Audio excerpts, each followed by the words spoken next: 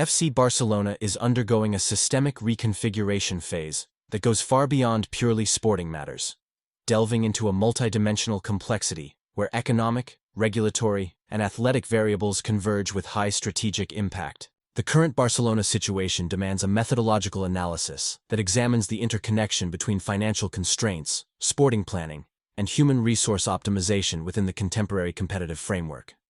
The Catalan club's current strategic decisions reflect a forced adaptation to a restrictive regulatory environment, where the management of sporting assets must align with economic sustainability criteria without compromising the competitiveness of the athletic project. This duality generates systemic tensions that require innovative solutions in medium and long-term planning.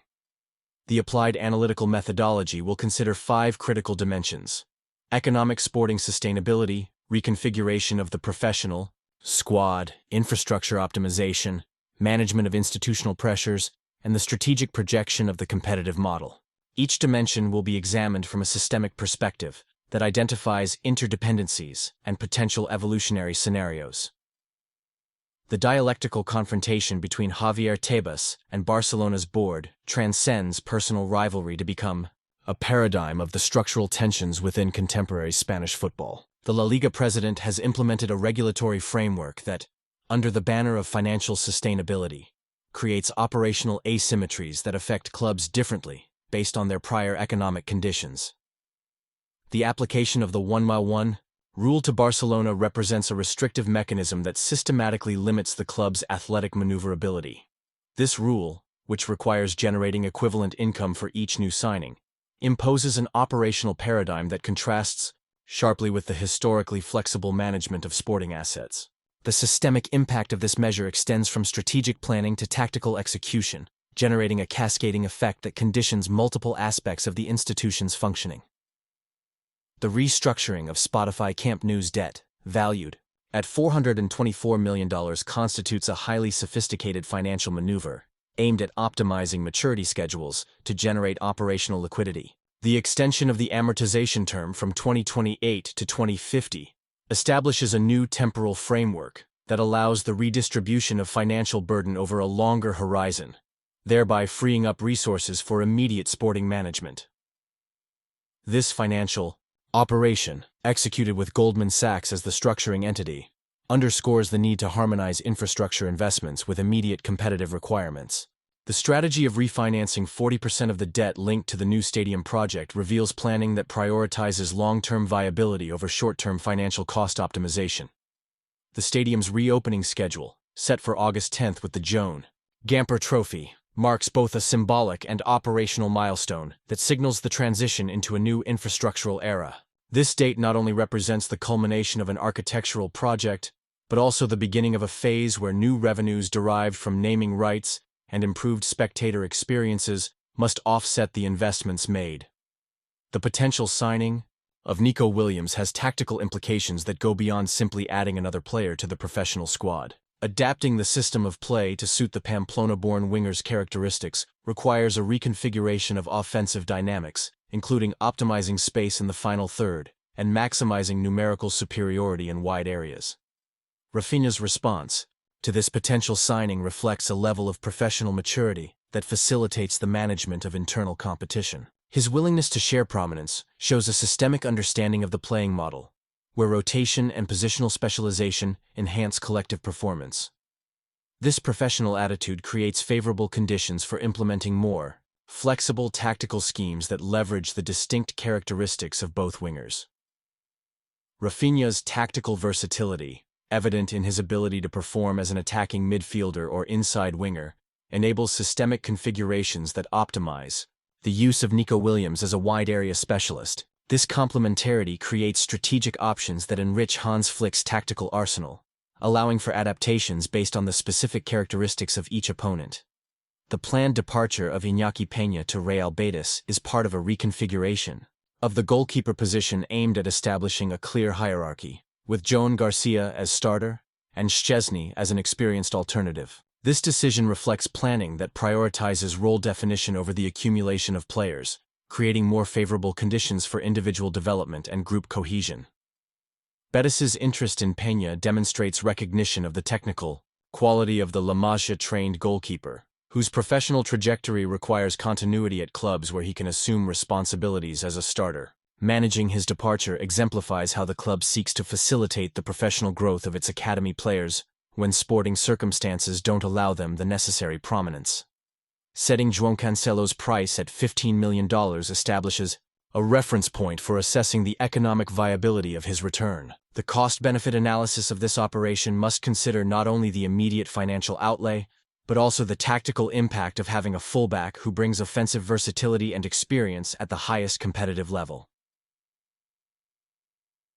Cancelo's technical characteristics, especially his ability to create numerical advantages in the final third and his one-on-one skill, are distinctive qualities that enhance the team's tactical options.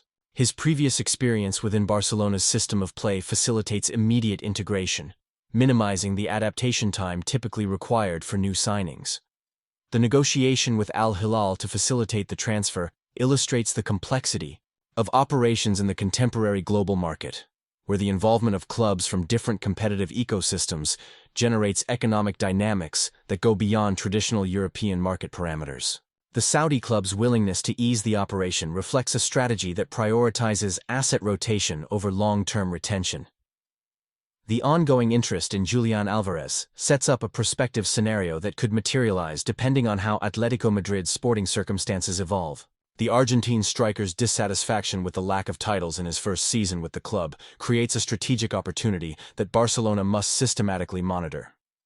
Álvarez's technical attributes, particularly his goal-scoring ability and versatility to operate across various attacking roles, align well with the requirements of Barcelona's style of play.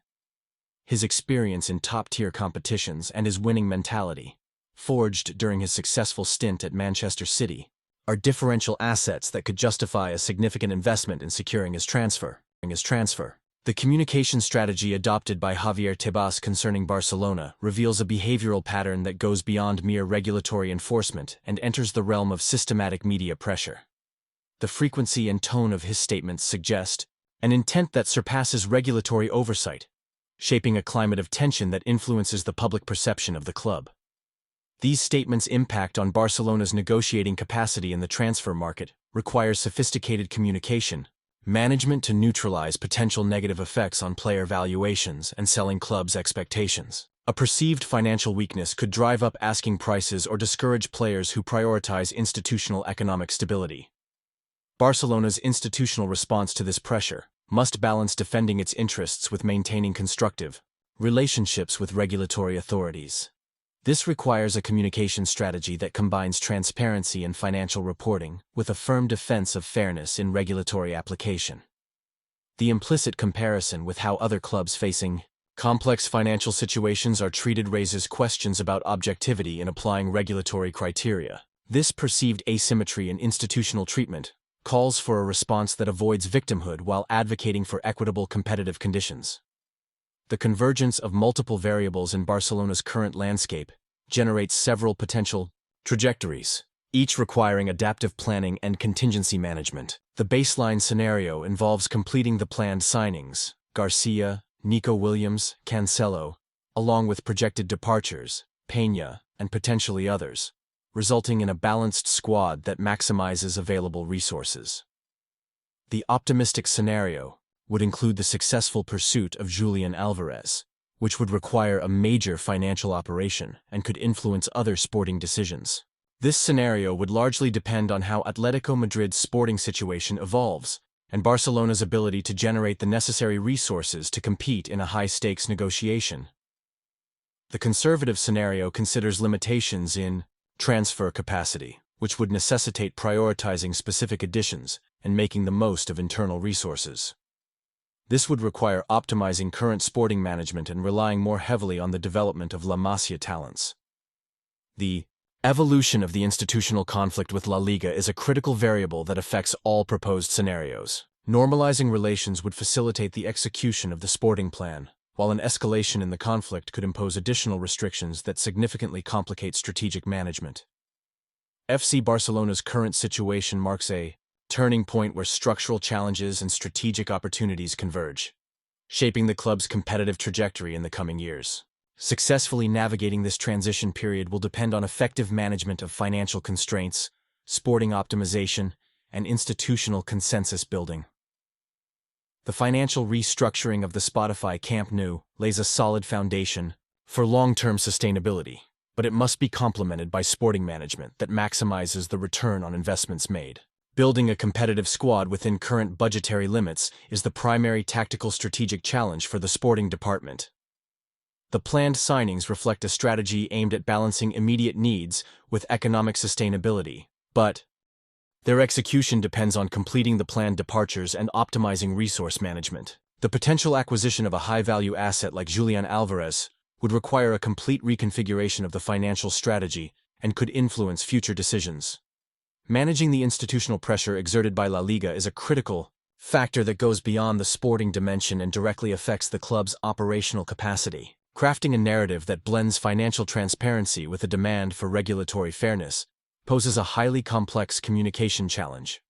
How will the balance between financial sustainability and sporting ambition evolve under the current regulatory framework?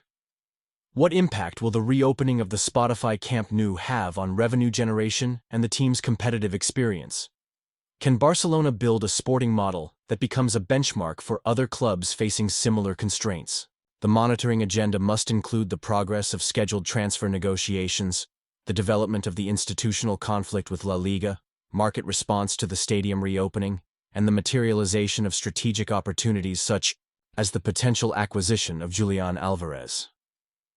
These elements will shape the competitive landscape of upcoming seasons and determine the club's ability to reclaim its leadership in European football.